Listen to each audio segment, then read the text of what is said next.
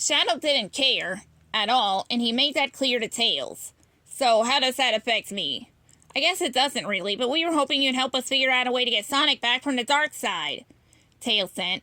Not interested, Shadow replied. Knuckles moved past Tails. Listen, Buster, Sonic is evil. You're kind of like evil Sonic. You'll understand what he's thinking.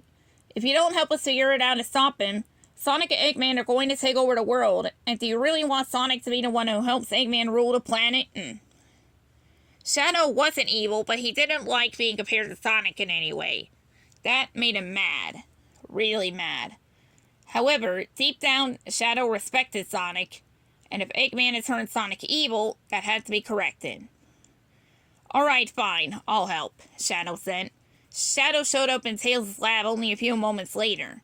So what's the plan? Shadow asked. Amy Rose and Knuckles looked blankly at each other. I thought you were going to tell us, Amy Rose said. Shadow rolled his eyes. I'm only here to tell you what's in Sonic's head. I'm not going to make your battle plans. Knuckles stood up and moved uncomfortably close to Shadow.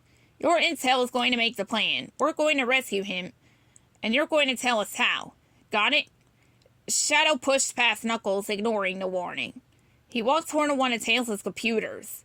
So, Genius Fox, how did Eggman turn Sonic towards the dark side in the first place? Shadow asked. Well, I checked out Sonic's bedroom and found nothing out of place. There were no signs of a struggle, Tails said. So how does one get inside a person's head to turn him evil without a fight? He asked them. They all glanced around with blank looks on their faces. Tails sighed. I think Eggman may have used some kind of a sound wave device that vibrated at a frequency only Sonic could hear, he said. Those sound waves could have easily carried subliminal messages into Sonic's brain, basically rewiring him. So, like a hedgehog whistle? Shadow said. You must want to know what's in his head. Whatever Eggman is telling him, and based on the attack on the beachfront, it looks like he's telling him to burn the world down. I have an invention that will blast sound waves at the opposite frequency as Sonic. Using the principle of destructive interference, it should cancel out Eggman's sonic whistle, Tails said, holding up a small box roughly the size of a cell phone. The problem is, it's got a very limited range. It basically has to be within a couple inches of Sonic, and you're the only person I know who might be able to run fast enough to get close to him. This caught Shadow's attention. Might be? He asked. Well, yeah, he's pretty fast. Faster than you think.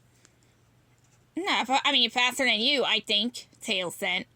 In less than a blink of an eye, Shadow zipped around Tails, snatching the sound device from his hand. Not faster than me, Shadow said defiantly. Suddenly an alarm sounded in Tails' lab, echoing throughout his house. Another attack was underway, this time in the heart of the city. Sonic was leading dozens of robots, and there was no one standing in their way. Shadow said nothing, but sped away to the battlefront in a black blur. Knuckles leaned into Tails. Why didn't you tell us about your little destructive interference invention in the first place? Do you really think Shadow would have come all this way just for that?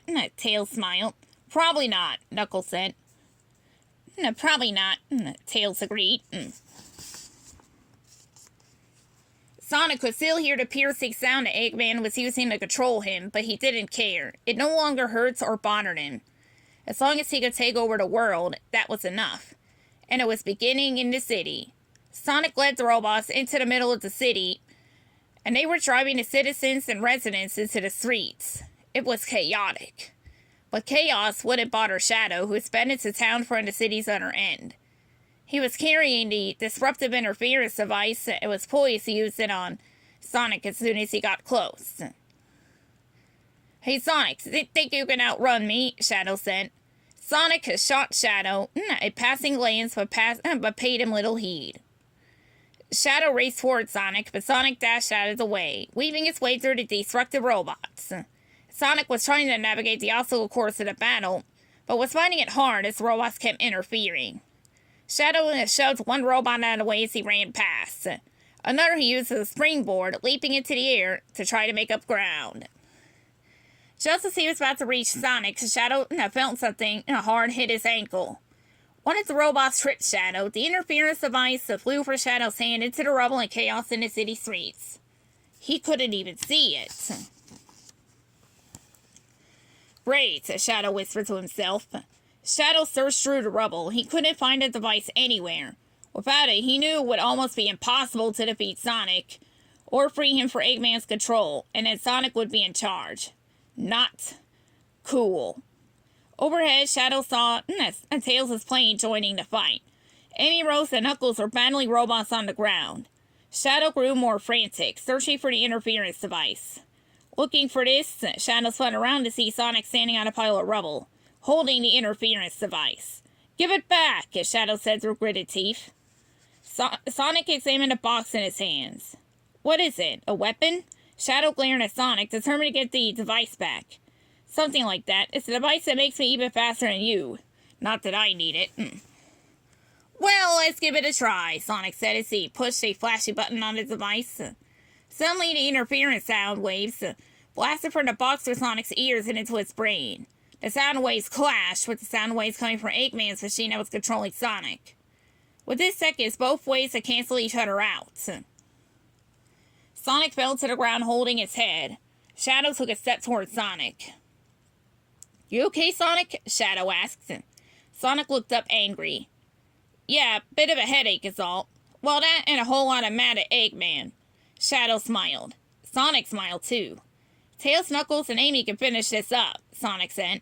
"Let's go destroy Eggman's mind control machine."